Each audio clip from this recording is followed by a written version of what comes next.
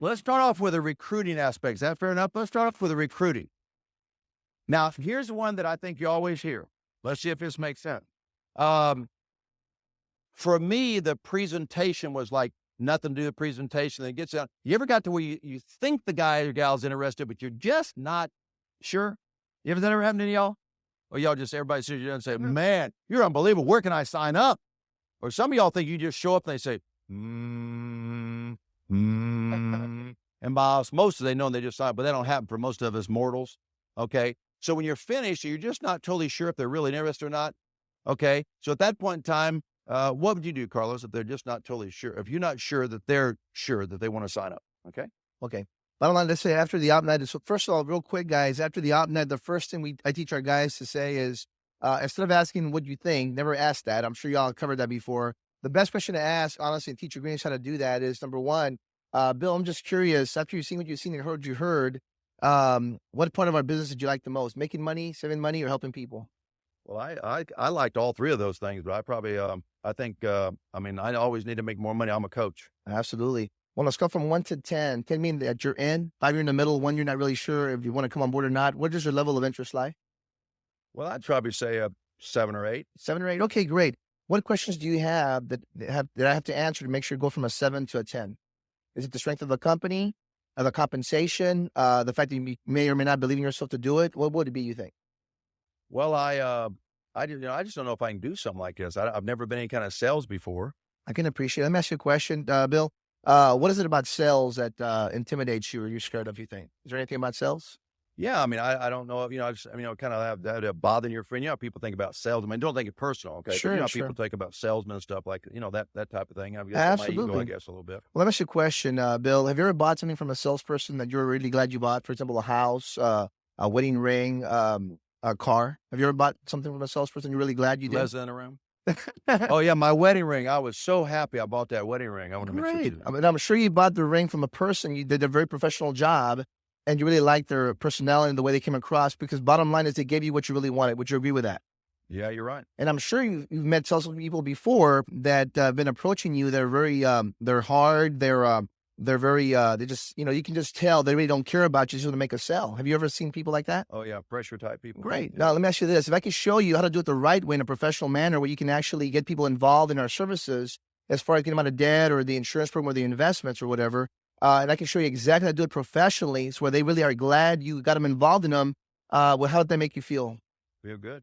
Great. Then we'll working on that area. Fair enough? Yeah. And then, but I guess the other thing too is with coaching, I got so many things I'm in hours, and I love my wife so much, and I just want to spend every second I can with her when I'm not Coaching. when I'm not coaching and all that kind of stuff. And I just don't have much free time. I'm just a little concerned about my time. So basically what you're trying to tell me is that you're busy. Is that pretty much what you're Right, trying to tell right. me? Okay. I'm asking you a question though, Bill. Are you busy getting by or busy getting ahead? Well, financially, I'm just barely getting, but career-wise, I'm really getting ahead. But financially, you're right. I'm not getting anywhere. Okay. So what's more important to your career or your family? My family. Okay, so I can show you a means where you can work with us on a part-time basis, say 4, 5, 6 extra hours a week on a part-time basis, eventually make a $200 an hour, so an extra $1,000 a month. Do you think that would help you get ahead more than you're currently going right now? Definitely. What are we going to take a look at that? Fair enough? Is that great? Huh? Okay. Right. Now, okay, then here's another one that you might get at that point in time. Okay. That a person, when you're going through with a person like this that says, they're not totally sure. You can tell they're not totally sure. Okay. Or they give you on maybe a 7 or 8 on a scale of 10 versus saying a definite 10. So they might say something like, well, Carlos, I know some people has gotten involved with the company before, and they just didn't, they didn't do that well. I can appreciate that, Bill. Let me ask you a question. Are you going to base your success on someone else's success or your success? Well, my success. Exactly. Why don't we take a look at that? Because Primerica's full of a lot of great people. They came from the same background you have, coaching, pharmacists, teachers, nurses, whatever, that actually applied themselves and actually made it work. Now, understand this. There's a lot of folks who don't succeed here, but it's basically, let me ask you a question. Do you think people fail in life or do they quit too soon? Most of them quit too soon. Quit too soon. Would you agree that LSU's down the road over here, that you think that every student that enrolls in college there graduates? Oh, no. Probably maybe 30 or 40% graduate. Now, does it make the school bad? Not at all. Does it make the student bad? Not at all. It's just choices, and people change their minds, don't they? Okay. Let me ask you a question though. Can you control yourself? Yes. Why don't we go and take a look at that? I'll give you the discipline, and I'll work with you, and I'll coach you. You're a coach anyway, right? So I'm going to coach you. You coach me, right? But together we can get to the top. That makes more sense, doesn't It it? sure does. Great. Now, what as they say at that time, Carlos, they said, I've been involved in other multi-level type things. Not saying this is multi-level. I've been involved in other people. You got to the business. We got to recruit people and stuff. And I just have concern about what my friends would think. I'm getting involved in just another thing. What would have my credibility? I can appreciate it. So let me ask you a question. Are you more interested in your credibility or helping other people? What's more important to you? Helping other people. Because if you're the right kind of person I'm looking for, and hopefully you are, you're more interested in what you can do for them than what people think about you. Would you agree with that? I would agree. And then just to take a little step further, Bill, let me ask you, if we were to sit down with someone, by the way, the people who are going to go see are adults, right? Right. They make their own decisions? Okay. So we go see them, and you introduce me to them, and I can show them our presentation, and they get involved in our home equity loan business. We can reduce their monthly payments and free up more money for investments. You think that's a good thing or a bad thing? Good thing. Okay. We sit down with them and we take a look at their insurance program. We can show them how to save more money and give them more protection for their dollars. You think that's a good thing or a bad thing? Good thing. If we can sit down with them and show them how to actually take money out of their CDs at 2 or 3% and show them how to put in a very viable investment, like a mutual fund, for example, at 12%, and they can retire with an extra $1 million versus say 200,000, you think that'd be a good thing or a bad thing? Good thing. So if you could do that for them, you think they like you or not like you? They like me. They like you so much, you'd probably make you the godparent to all their kids, wouldn't they? And that's what you really want. Wouldn't you agree? Yeah. Great. That Okay. settles that, Is doesn't that it? great? Is that fantastic? Okay. Okay. Now, so what if they said, because some of y'all face this, what if they say, well, Carlos, I mean, I'd love to get started. You got me convinced, but I just the $199, the $200 for the legal and licensing fees. I know that's not much money, and I'm a little embarrassed to say this, but I'm a coach, and my wife, she spends all my money. She got more shoes than Imelda, whatever his name was, and so I just don't know if I've got the money. I can appreciate it. Well, bottom line is this, Bill. The 199 is not the problem. The 199 is the answer to your problems. Bottom line, you don't have enough money right now. So let me ask you this. If I were to sell you, I have a Lexus GS 300 parked outside. It costs about 45 grand with nice rims and all that stuff, right? And if I was going to sell it to you, okay, for $199, I was going to give you 1 hour to find the 199. Would you find that 199? Oh, yeah. Of course you would. Why would you do that? Because I'd want that car. Because it's got more value for the 199. Wouldn't you agree? Right. What's more important to you, Bill? A car that will depreciate in value over time, or a business venture can make you $100,000 a year and up if you work? A business. Okay, then let's take a look at that. Fair enough. Does that make sense? Okay. Makes sense. Great. Okay. Now, let's see. Help me out. Because I mean, is this fantastic? I'm telling you, he's the best. And I mean, he's just phenomenal. Okay. Help me out. So what do you get on the recruiting? Give me some others. Did you get in recruiting? I got one. It's Okay. pyramid.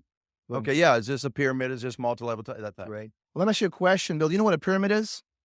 Yeah. It's that thing that it's like you get somebody to do something, you make a little money off them, and you start, the more people you get in, the more money you make, and it just starts compounding, that kind of stuff, Well, basically, the pyramid, just so you know, is illegal. It's when somebody makes money and there's no service or good being sold. Okay. Now, we're in financial services. Obviously, there's a service or good being sold. Now, what you're trying to ask me probably if this is a multi-level program, just like Amway and Mary Kay, which is nothing wrong with that level of management. The difference is in Texas, you have to be licensed. If you're a multi-level, you have to be registered with a state as a multi-level. We're not registered because we make money just like Prudential, New York Life, Wells Fargo. It's all in financial services, okay? But let me ask you a question real quick, Bill. Do you have a job, right? You're a coach? Yes. You have a manager above you? Athletic director. Okay, do they make more than you? Oh, yeah. Does that person have a manager above them? Principal. And do they make more than them probably? Yeah. Wow, sounds like you work for a pyramid too, because that's exactly how our company works. Different levels of management. The difference is this, Bill. Can you control your promotions there where you work at right now? No. Oh, listen, Primerica, you can, okay? What's more important to you, controlling your promotions or not controlling your promotions? Controlling my promotion. Right, then that settles that. By the way, when it comes to success, Bill, what's the best time to get started? Right now. Okay, well, let's get started right now. Fair enough?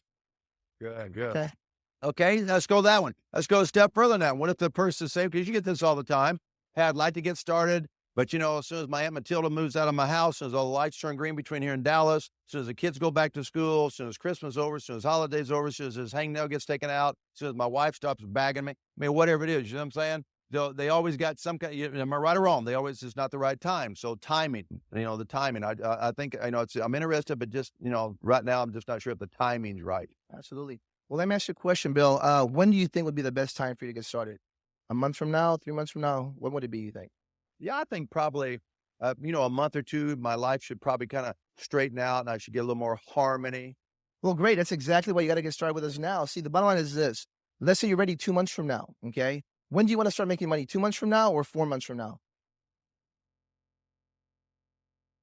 2 months. Exactly. So why don't we get started now? We're going to give you the books you can start studying now. That way you can get licensed in the next 2 months. So by the time when you say you're ready, you're already licensed. We got into the field. You can start making money that day. And that makes more sense than waiting 4 months. Don't you agree? Sure does. That settles head, doesn't it? Okay. Now, is that great? See, now you can understand, you can see now if you're a pro and you learn how to overcome objections and close, tie downs, close, overcome objection, close, your success rate goes through the ceiling. Okay. And this is why this is so important, right? Once again, we don't want to discount and always have the attitude, it's just a numbers game. It's a numbers game. Throw the crap against the wall. Some stick, some don't. When you got the skills to go along with the work ethic, then the whole thing changes. Okay. So this is fabulous. All right. What else in recruiting questions? How about I've never been involved in something like this? Okay, yeah, I've never done something like this. I'm not sure if I can do it, that kind of thing. Okay, let me ask you a question, Bill. So bottom line, let me ask you this. How long have you been coaching? 7.5 years. 7.5 years. Do you think you know more about coaching today than you did your first day on the job? That's called experience, isn't it? Sure. Well, guess what? Our company worked the exact same way. See, my first year in Primerica, I made $6,000 part-time. My 7th year made $143,000. I'm just curious. Are you close? Did you make that your 7th year at coaching? No. Okay, so if I could try to do that the way I've done it, would that be a good thing or a bad thing for you? Good thing. That settles that then, doesn't it? Okay, good. Okay, so the question is when you're trying to recruit somebody and they bring up the fact that, why would I get involved with you? Because, you're basically, how well are you doing or how much money are you making or why should I get involved with you? Because you're just getting started. You're not making a lot of money. You're basically trying to convince me or recruit me. Is that right? Okay, good. Carlos? Okay. Bottom line, Bill, is this. If I was going to try to become financially independent and debt free, would you want me to wait 10 years from now before I get that done, or you want to go with me along the path? Yeah, I'd probably like to know as soon as possible. Absolutely, because we're talking about you and talking about me, aren't we? Yeah. And that settles that, doesn't it? Okay, good. Okay. Good. Okay, who else? Yes, sir. Okay, good. The question was, I've never been in a commission-based type business, and I'm used to basically the salary or the security of a job, a real job. Okay. Right. Well, I'm glad you feel that way. You know what? If I was in your shoes, I'd probably feel the same way. I used to be a pharmacist on a salary, making $100,000 a year, basically. And let me ask you this, though, Bill. If I could teach on a part-time basis, you keep your full-time job. In your case, you're coaching, and that's your security, right? That's your security blanket. You're obviously doing very well at it. You pay your bills and stuff like that. If I were to train you on a part-time basis, say 5 to 10 hours extra a week, and you start making $200 an hour, first of all, you can make an extra $1,000 a month part-time with us. Even if you never made what you currently make now, would that be a good thing or a bad thing for you? A good thing. I mean, you could use that money for other things, paying off your debt, paying off your mortgage, start saving some money. Wouldn't you agree? Yes. Fully fund your kids' college funds, your Roth IRAs. Now, that's the worst thing that could happen, and you never make what you make currently. That'd still be a pretty good place to be, wouldn't it? It'd be a great place. However, let's say in the next couple of years, you actually really take off on this thing, and you start equaling what you're making now and actually exceeding that. At that point, if you once you understand how sales work, which is just basically helping people solve their problems, and you can make more money with us, right, on a part-time basis. At that point, you can decide if you want to go full-time or not. But bottom line, it'll still be your decision. That's what you really want, isn't it? To be your decision? Yeah. That settles that then, doesn't it? Okay, good. Yeah, because see, what happens to a lot of people, and I draw this out, most people, and it's usually men, are more most women, and this is true, there's nothing wrong, this is not a chauvinistic statement, are more security conscious. So they try to avoid risk. Well, most people who want success and want security, both of them try to avoid what? Risk. So what they're thinking is there's risk involved with success. And if you don't, and there's no risk involved with security, which is not true. When you're successful, guess what you eliminate? You eliminate risk, and that gives you total security. See what I'm saying? So the risk is really not getting involved. The risk is not getting involved. Same thing with mutual fund investing, et cetera. Because if I'm going to go to, let's say I have a relative die and they live in California, or say Leslie's got relatives in Albuquerque, New Mexico. And we get ready to go there because we have to go to a funeral or a wedding. And a gal that's going to go with us says, but I want to go there with y'all, but I don't want to fly. Well, the wedding or the funeral is tonight. Well, then there's a fact that we can't drive, right? We can't. Why? Because it's a guaranteed fact we're not going to make it. But if we fly, is there a risk that we could wreck a plane crash? But it's a calculated risk. You see what I'm saying? So there's a big difference. Okay, good. Another thing real quick, I can just add real quick. Sometimes people are cautious about coming on board because they're not sure they can make it or not. Let me ask you a question, Bill. If there was a guarantee that you could be successful with our company, would you come on board? Well, sure. Okay, well, guess what? There is a guarantee, except that you're the guarantor. Do you believe in yourself? Yeah. Right, then that settles that then, doesn't it? That's good. Okay. That's good. Okay. Well, let's go ahead and address the first of all about friends and family. I'm just curious, Bill, what is so you want to go see your friends and family? Is that correct? Yeah, I don't want to cross that line, and I don't want to bother them, or them intrude on our friendship and relationship. Well, let me ask you a question, Bill. What has your family done to you that you hate them so much?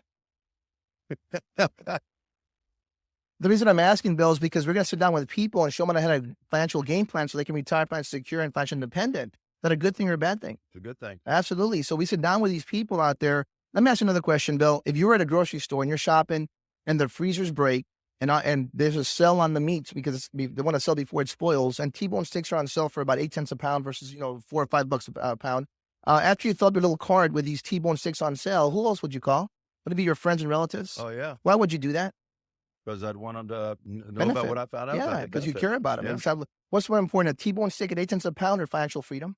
Financial freedom. Then that settles that then, doesn't it? Yeah. Okay. Then what if they say this? Yeah, but I'm not sure if my friends and neighbors would want to know and they would ask. And by the way, when this one comes up, I've been in this business 24 years, and in 24 years, I don't know if it's ever happened in 24 years, but they're going to say this. You're right. You're exactly right. They are going to bring this up where they're going to say, but I don't know how my friends would know I don't think they'd want me to know about their personal business and their finances and all that kind of stuff. Okay. So bottom line, Bill, is you don't want to you're afraid your family and friends may not want to divulge information in front of you. Is that what you're trying to tell me? Well, I'm just curious, Bill. Let me ask you this. If you're going to make a mistake, would you rather make a small mistake or a big mistake? Small mistake. Okay. See, a small mistake would be we sit down with them, give them they're adults. Remember, we agreed they're adults. Right. We sit down with them and they're glad we showed up and they give us all their information so they can become financially independent and debt free, right? A big mistake would be we don't sit down with them. 30 years pass by, you're in total retirement, you're living great, you're debt free, you have a great life. You see each other, they still have to work at Walmart being a greeter, and you're going in there to do some shopping. And then you look at each other, y'all were about the same type of profession, made about the same amount of income, except that you're financially independent and totally debt free, and they're not. They still have to work because they can't afford to retire. And they ask you, well, Bill, I'm just curious, how did you retire so well? And you're going to say, well, I met a guy named Carlos Gonzalez about 30 years ago, put me in a Roth IRA and some college funds and this home equity loan thing where I got out of debt, paid off my house. I can afford to retire now. He's going to ask you, well, Bill, why didn't you refer that guy to me? And you're going to say, well, I just didn't want to interfere or basically interrupt your life and I was afraid you're going to feel bad about me referring to this guy. And he's going to say, you know what, Bill, because you felt that way, guess what? Now I have to work here, and you look at you're walking like that. Thanks for being my friend, by the way. You actually, instead of helping me, you ended up hurting me, didn't you? So I'm just curious, Bill, being a small mistake or a big mistake, what would make more sense? A small mistake and having the embarrassment of them not liking us be there, or a big mistake where we don't help them out and they don't have their dreams come true? Good point. So a small. Now here's a good example of this. There's a gentleman here today by the name of Matt. Where's Matt? Matt, will you raise your hand? About a month ago, he was introduced to our business, and he's a coach. He's the pride, and he's a good man. And his father-in-law, and this is, I hope you don't mind me telling you, he told him, he said, Matt, you can be my son-in-law or my agent, my insurance agent. Which one do you want to choose? Well, he didn't back down from that. He went to see him. And what happened was, because of his straightforwardness, we were able to not only we helped his family, but we were able to help his father-in-law, we helped his sister-in-law, and helped all of his family members because of that situation. I was taking it with life insurance. I think the same scenario. If something happens, you're at the funeral. And because we didn't want to intrude or find out about the family finances, this person dies and has got the average of $50,000 to $100,000 life insurance. Now that family's going to live on $5,000 or $10,000 a year. Where if we'd have gone in there and maybe stood the embarrassment a little bit, and this person could have had several $100,000 or a couple of $1 million of insurance, and that family would have been taken care of forever. So I think that's another good example of that. And let's go back to they want to pray about it. Okay. Okay, let me ask you a question, Bill. So you want to pray about it?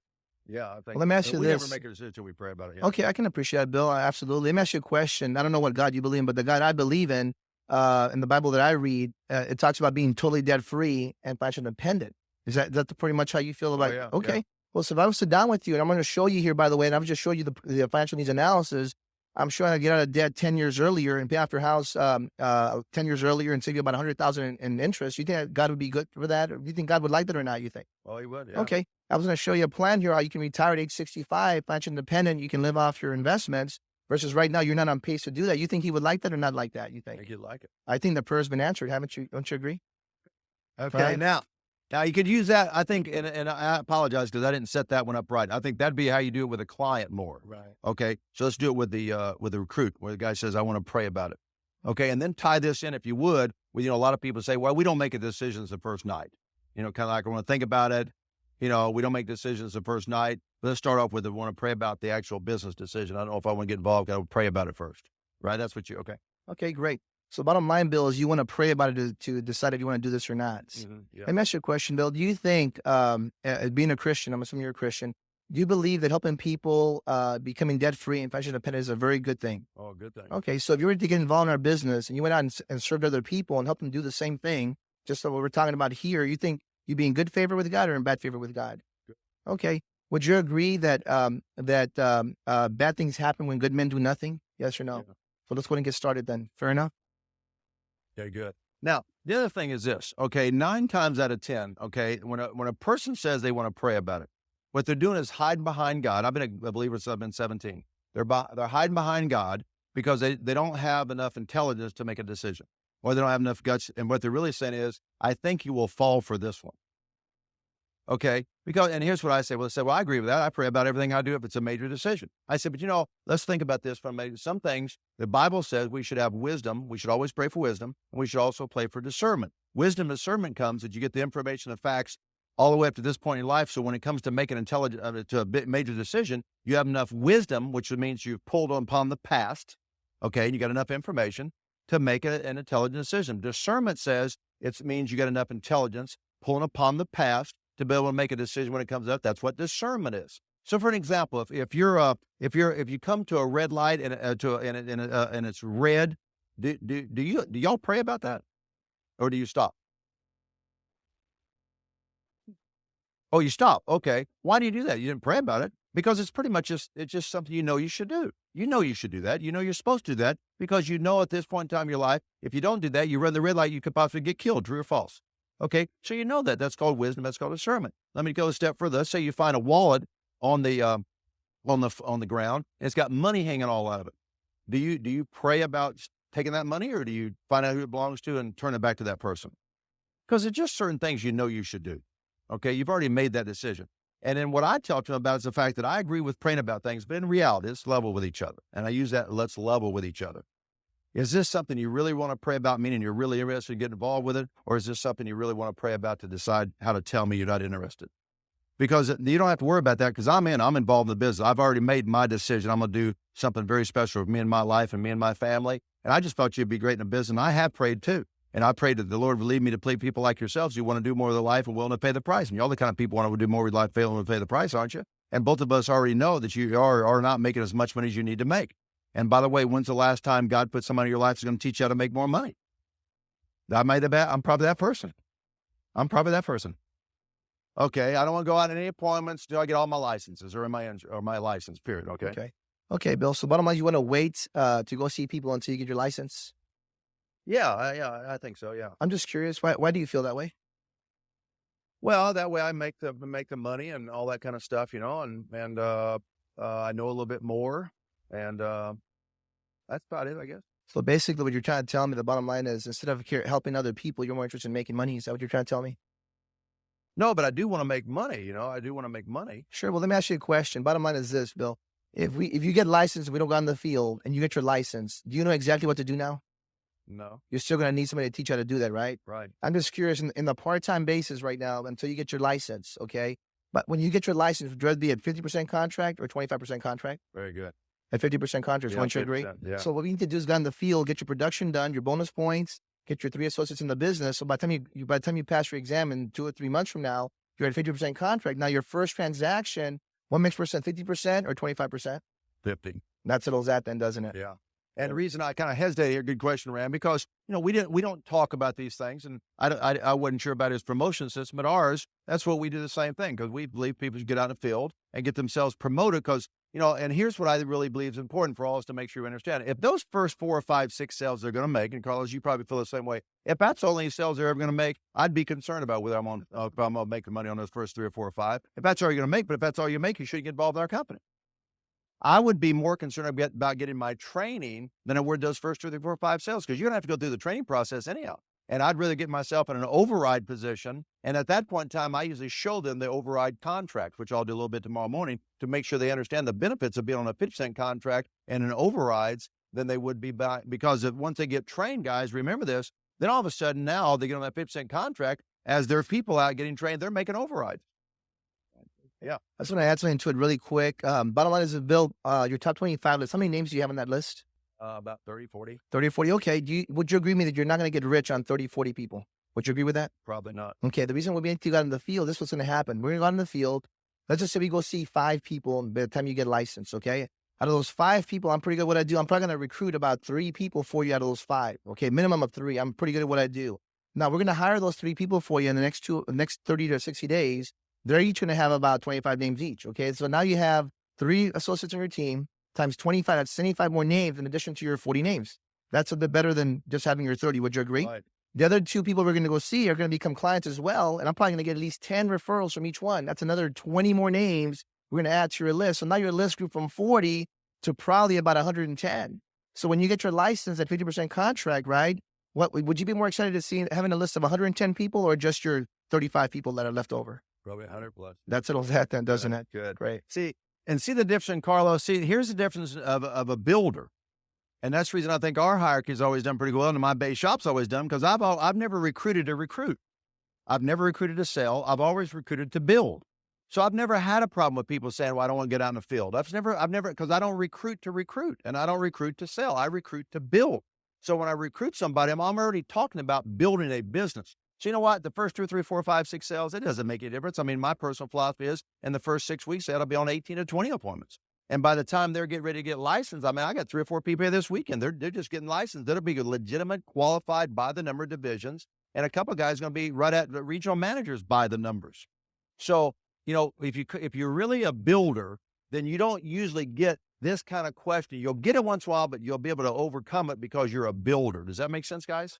Okay. It's just the sales mentality, the recruiting, just to recruit type people get jammed to this a lot, but the builders, you're going to be able to pretty easily explain that. That was a great way to explain it. That was awesome. Okay. Now, so I'm new to the area. I don't have a large market. Can I really do this? Okay. And we're going to tie this in, if you don't mind, with the young, about how young they are and they don't have a big quality mark because they're young, and or maybe they're a recluse, because there's a lot of people like that. They don't, they don't have that much of an outgoing personality. But the bottom line is a market, right? I'm not sure if I have a decent market. Okay. Okay. Bill, let me ask you a question. The bottom line is what you're trying to tell me. And by the way, it's really important, by the way, when you're talking to people, I don't care if it's a life insurance transactions, smart loans, recruiting, always hear them out. Okay. And then you repeat it back to them. Make sure you got the right objection. When I was new, and I'm sure a lot of people, we assume the objection that we think it is, and it's not one. And unfortunately, now we added another objection to the one they already have. And now we've got double the trouble. Does that make sense? So always hear them out and then feed it back. Make sure it's the right objection. Okay. So basically, Bill, what you're trying to tell me is that you're afraid that since you're new to the area, you may not have a lot of people to go see. Is that what you're trying to tell me, basically? Yeah, I don't have much of a market. Okay. Yeah. Let me ask you a question, Bill. If you were to open up your own restaurant, say Bill Whittle's Cajun seafood restaurant, okay? You invested a lot of money into this restaurant. Now, there's 2 ways you can approach this. Number one, you can stay in your restaurant and hopefully the sign attracts people to come in. The problem with that might be is that you have no control over that. Isn't that true?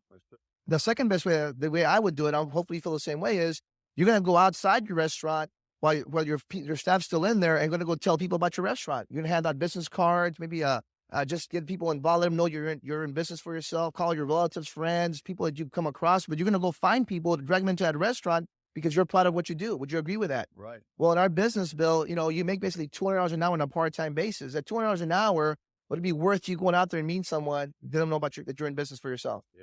Then that settles that then, doesn't it? Yeah. Now, okay, I'm going to ask him to expand upon this, but basically, and that's the situation, because, I used to have a philosophy based on no market, I wasn't going to screw with you, okay? And then I started to get back in a base shop, and I bagged that idea. Because the fact is, a lot of people may or may not have, but they probably know more people than they think they do, all right? And, same thing with a younger person. If you got a law degree or if you got a doctor's degree, you would go out there and do what you got to do because you invested a lot of money to get those degrees, and you're going to go out there and get yourself some business, right? But let's do this, okay? Because let's say a person says, well, golly, I don't know if I feel comfortable doing that. Okay. And I know he's going to do a good job. I don't know if I'd feel comfortable. I mean, I don't know if I'd feel comfortable out there just kind of trying to meet people. I'm just not that kind of a person. Is that clear? I mean, you're going to get that sometime, which will go along with the market thing. No market, where they have to go out there and kind of create a market. Okay. If you got a personality and you've been in the area for a while, a market should not be an issue. But there is an issue sometimes markets. And then people say, well, I don't know if I want to go out there and create a market. Once you're in the business, it should just be a natural way of life type thing. Okay. But let's say in a situation like that, how would you answer that? Well, let me ask you a question, Bill. So what you're trying to tell me is you don't know if you feel comfortable going out there and meeting people. Is that what you're trying to tell me? Right. Yeah. Well, I'm just curious. The only alternative to that then is you stay exactly where you're at today with your job. You just finished telling me you're not happy with your income. You can't pay your bills.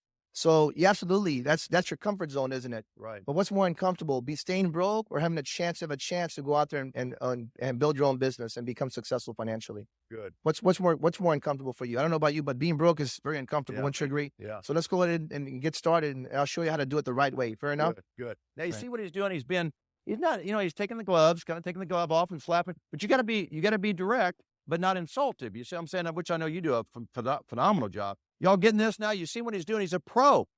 You see, he's not hesitant. He's a professional, but isn't he being direct? Okay, so write that down on your paper. Okay, I need to be more direct. Okay, let me help you out. Here's another way to write it down. Shy people have skinny kids. Okay, you can't be shy and be successful. They don't go hand in hand. And don't worry about that. Say, well, Bill, that's just not me. Well, then what is you? Being broke? No, that's not you either. You just got to learn the skills, and you can learn the skills. That's why we're doing these. Just practice it. You can tell, if you take Collins, for example, he was a great basketball player, but he was a great shooter. But I guarantee if you ask him, how many hours did you put in to be a great shooter? Hours and ball, he's 6'8", and he handles a ball like he's 5'9". But he didn't do that by just picking up the ball one time. He had to get good at this. Carlos wasn't this good coming, and maybe I'm wrong, but I don't think so. They don't teach this stuff back here peddling pills, moving pills legally. He got good at this by practicing. He learned the verbiage and practicing. And I think that's what we're here to do. Okay, if you get these down, I'm telling you, your percentage of success goes through the ceiling. Okay, so that's good. Yes, sir. Okay, good. Great point. Okay, I'm not sure if I'm going to get involved with y'all because I'm looking for a company of benefits. Okay, good. So what you're trying to tell me, what is benefits to you, by the way? Well, like health insurance and, retirement plans, stuff like that, So basically you're looking for a ball and chain. Is that what you're trying to tell me? No, I just want to make Benefits? sure because I know with my wife and myself, with health and, because I don't want my family to get wiped out if something happens to me. And if I'm just Sure. on a commission type thing, or I just, I don't have the security I need to have to be able to, if something does happen to me, you know what I'm saying? Right. Well, I can appreciate how you feel.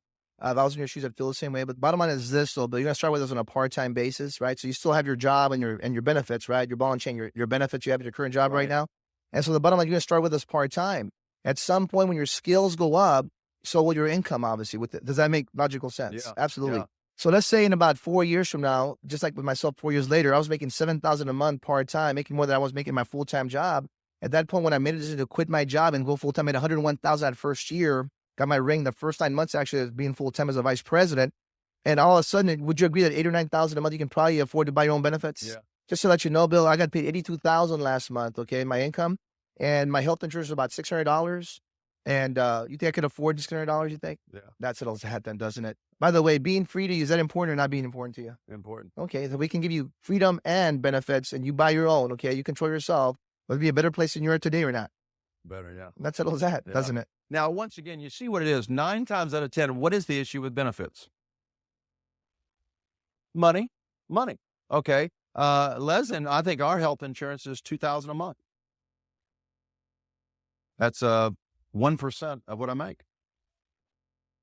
Yeah, 2,000, And by the 200,000. way, guys, I don't know about you, but in Texas, most health benefits, the people having a job, they have to pay for them. Have y'all noticed that?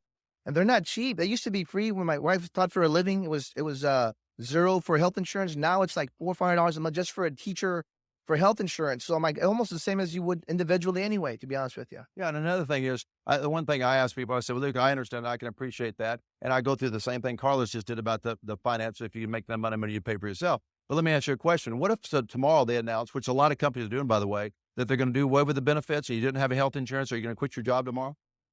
You're not, but you don't have any benefits. So you wouldn't quit your job. Because a lot of companies there realize they don't have to pay benefits. They can quit. They can shut the benefits down. You know why? Because people aren't going to quit. Because if you lose your job, you lose all the things you're spending your money on. So wouldn't it be good to get yourself in a position if they do get back on your benefits, which most companies are now doing, both retirement benefits and health benefits and insurance, all insurance benefits. If they happen to do that for you, not saying they would, but most companies are doing this now, that at least you got yourself in a financial position that you can afford your own benefits. Because if currently you had to pay your own benefits on your current income, would that dramatically decrease your standard of living? Yeah. So wouldn't it be nice to have an extra $2,000 or $4,000 a month coming in on a part-time basis that if they was to do that to you, you'd have your own benefits paid for and not have to worry about the finances? So the question is, we'll go a couple parts. Number one, the question was, this just sounds too good to be true. There's going to be some negatives. I mean, it just sounds too good to be true. Okay.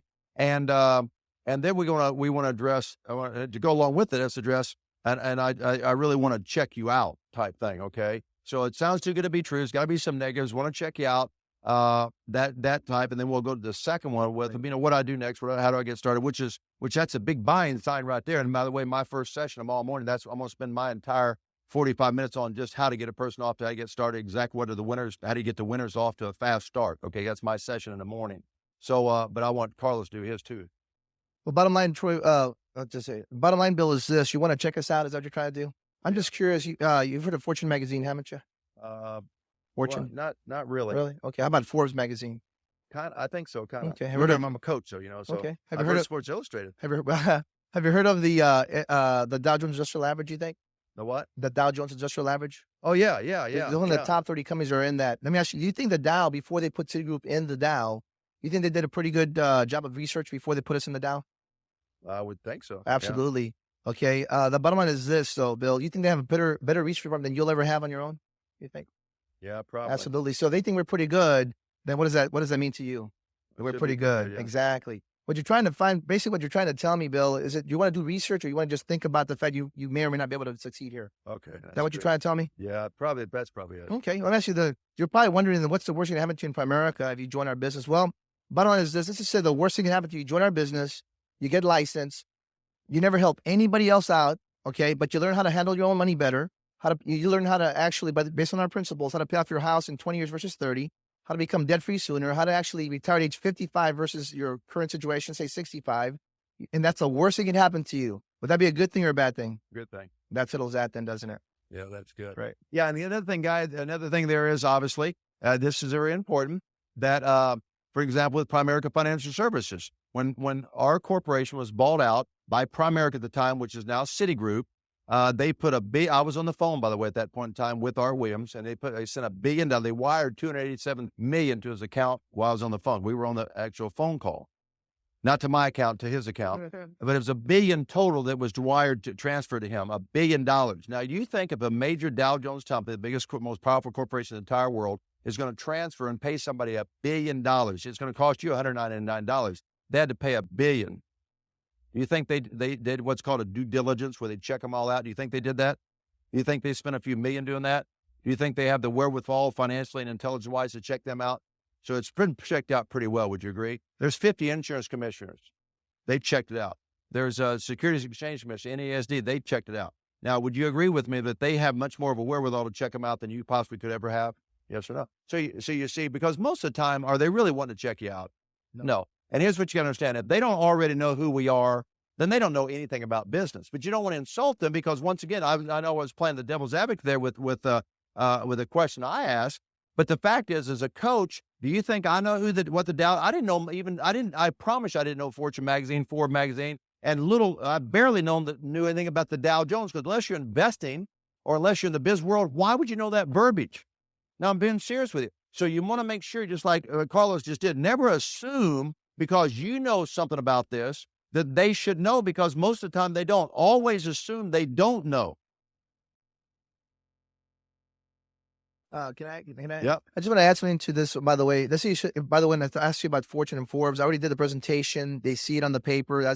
They understand we're ranked #1 for the last 5 years now. So, I mean, obviously, and I'll find out if they know about it when I'm doing the presentation. But let me a step further. Let's say you're having to think about investing your 199 into our business. You're not sure if it's a good thing or a bad thing.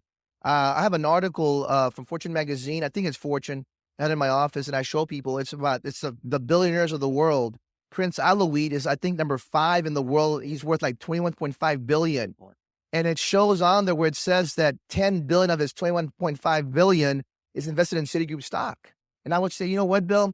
Prince Alawi's, he's worth 21.5 billion, and he has 10 billion invested in Citigroup stock. You think he did some research before he invested that 10 billion? Do that. Yeah, we get that a lot, by the way. And by the way, guys, when we go sit down with people, I mean, that's just very normal. I mean, before I joined Primerica, I wasn't looking either. But when it came upon me, I mean, I said, man, I need to do this thing. Just give it a shot, right? So this is what I would do. Bill, bottom line is this, you like what we do. You see the potential in it as far as on a part-time basis, even full-time basis, but you're not really looking right now. Is that what you're trying to tell me? Right. Okay. Well, that's your question, Bill. Do you have a crystal ball? No. Okay. Let's just say you had a crystal ball, and 5 years from now, you're gonna be laid off as a coach, and you have to go do something else at half the salary you're making now. That'd be a good thing or a bad thing for you 5 years from now? You think? Good thing. No. If you got laid off, Oh, bad thing. you Like got, a yeah. lot. 5 years from now, Bad thing. you got laid off, Right. and your income's gonna be half. You have to apply for a job; it'd be half as much as you're making now. That'd be a bad thing, wouldn't it? Real Okay. bad thing. Well, guess what, Bill? I don't have a crystal ball either. Okay, but if that were to happen, what would make more sense? You being that vulnerable 5 years from now with no second. By the way, Bill, do you have a spare tire in your car? Yeah. Why do you have one? Just in case. Just in case. Are you planning to have a flat tire? No. You're not, but you have one, don't you? Right. Well, you're not planning to lose your job in 5 years, aren't you? No. But it may happen, couldn't it? Yeah. So if it does happen, wouldn't it make sense to have a backup plan in case you lose your job? Yeah, sure would. That settles that, doesn't it? Yeah. Right. I don't know if that helped you, but that's what I do. Okay. Yeah. Okay, good. Yeah, cover that. Yeah, well, I already covered that. Basically, Bill, bottom line is the worst thing happening to you in Primerica is if you don't make it, you'll be just where you're at right now. That's not too bad, is it? Yeah, but there's got to be. I mean, this sounds too good to be true. There's got to be something wrong with it. I mean, there's something wrong with it. I mean, there's got to be something. Well, there is one catch I want you to know. It's called hard work. You understand that, right? So you're gonna have to work your tail off to be very mega successful. I mean, you don't believe that successful people are lucky, do you? No, Okay, there's such thing as luck, right? I don't think. It's funny about luck. The harder I work, the luckier I get, right? Okay. So the bottom line, Bill, is this. I can't give you passion. I can't give you desire. I can't give you hard work. But if you work with me and I'll work with you, would you agree that Phil Jackson, when he coached Michael Jordan, Michael expected 100% from him as a coach? Do you think that Phil Jackson also expected 100% return to Phil Jackson? Would you agree with that? Yeah. That's all I ask. You give me 100% of the time you have available. It would be 3 hours a week or 10 hours a week. Doesn't matter. And I'll give you 100% of my coaching, and together, let's see what happens. Fair enough? That's good. Great. That's good. Yeah, wow. Okay, so the 3 questions were, and Coach Carlos has that same situation in Texas because the Hispanic population there is huge. Okay, so the 3 questions are, I don't really speak enough English, which that should be easier around here too because half my people don't. And I butcher it pretty bad myself. So that's number 1. Number 2 is the fact that I'm not sure if I can operate in that capacity because of my visa types or my And then the 3rd one is about the sponsorship. Okay. Okay. Well, let me answer the sponsorship really quick because that's very important. Okay. We cannot do that here because this is not a job. So we can't. If some people come to this country, by the way, from other countries, and they have to be sponsored by someone. For example, I just met with somebody who came from I think it was England, and they don't have a social security number. They're just here on this 1-year thing, and they have to be sponsored. We can't do that just in case. This is not a job. This is a business ownership position, so we can't do that. The second question was about you asked me about a working visa.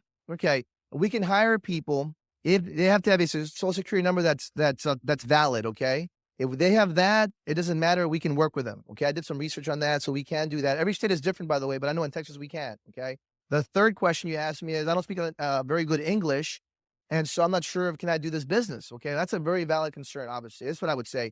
Well, let me ask you a question, Bill. So basically, you're afraid that the language might be a barrier for you. Is that correct? Yeah. Big Okay. concern, yeah. Well, let me ask you a question. In Louisiana, do you think there's more people that speak English than there are people that speak Spanish? Yes or no? Right. Okay, yeah. so if you go out and recruit 10 people to speak English, that kind of solves your problem, won't they? They'll be doing all the talking, huh? So why do you need to know English then? Just know people. Fair enough? Good. That's good. Plus, another thing I really believe is I think that, there's, and I'm totally against this, so I'm going to make sure I preface this. I think a lot of people make a mistake in the company by target recruiting, whether it's Hispanics, African Americans, women. I think that's wrong. I totally think it's wrong. I think that if you go about this business, okay, I'm just going to recruit women because I think it's pitiful. I think it's sad. I think if you're Hispanic and all you want to do is recruit Hispanic, or if you're an African American, just recruit African Americans. If you're Caucasian, just recruit Caucasians.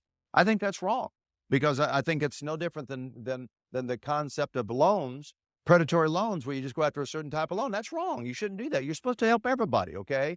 And so if there's the right kind of person, they're going to want to help everybody. I believe that with all my heart, okay? And so I think when they realize that their market is not just the Hispanic market because their limitations is only about how many people they're willing to share the opportunity with, okay? And I think that helps in that situation.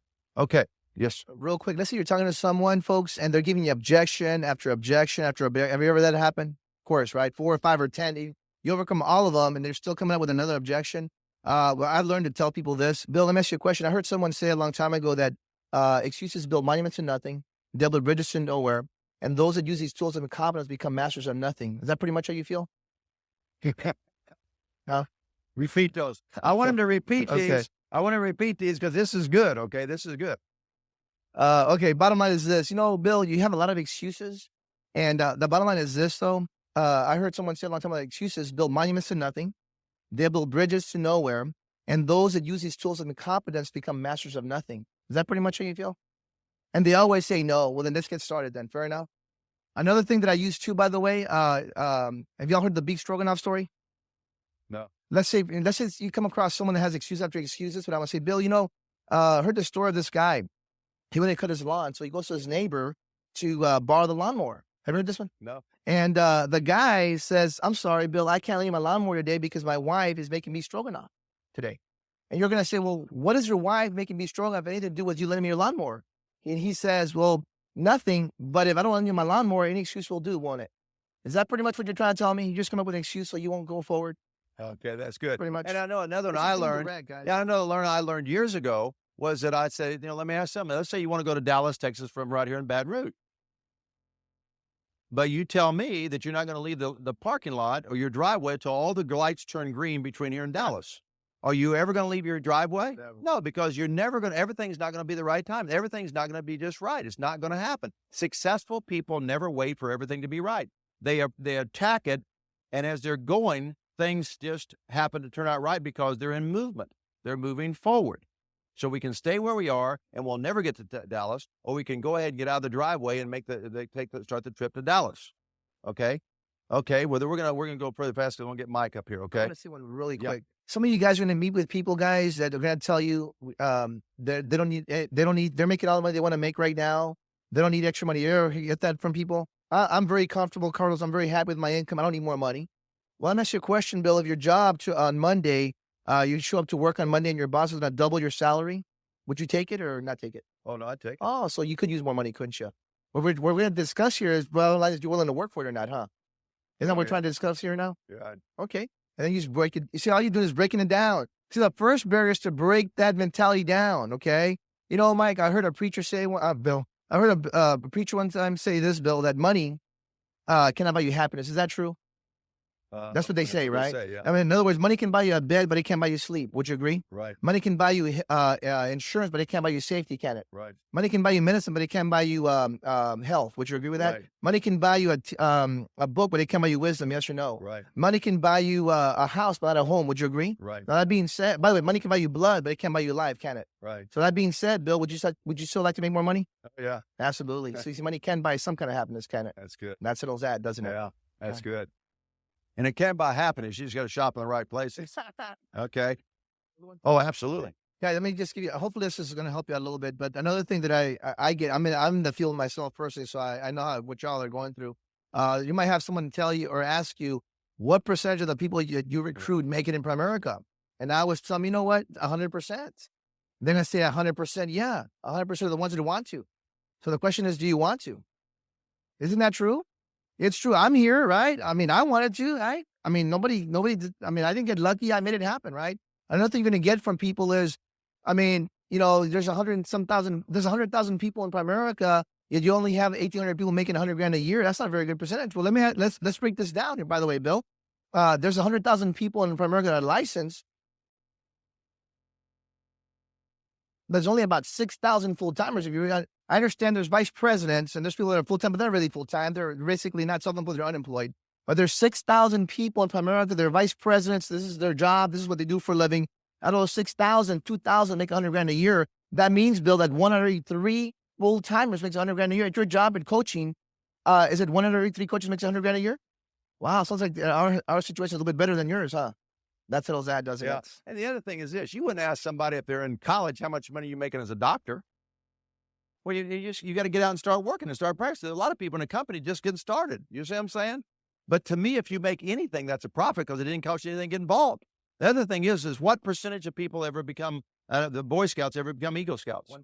Yeah, 1 or 2%. Does that mean the Boy Scouts or Eagle Scouts are bad? No, it just means that most people are taught that it's okay to do what? Quit. Now you're not going to quit, are you? No, then you'll make it in our company. As long as you don't do anything illegal or quit, are you going to do anything illegal or quit? No, then you'll make it in our company.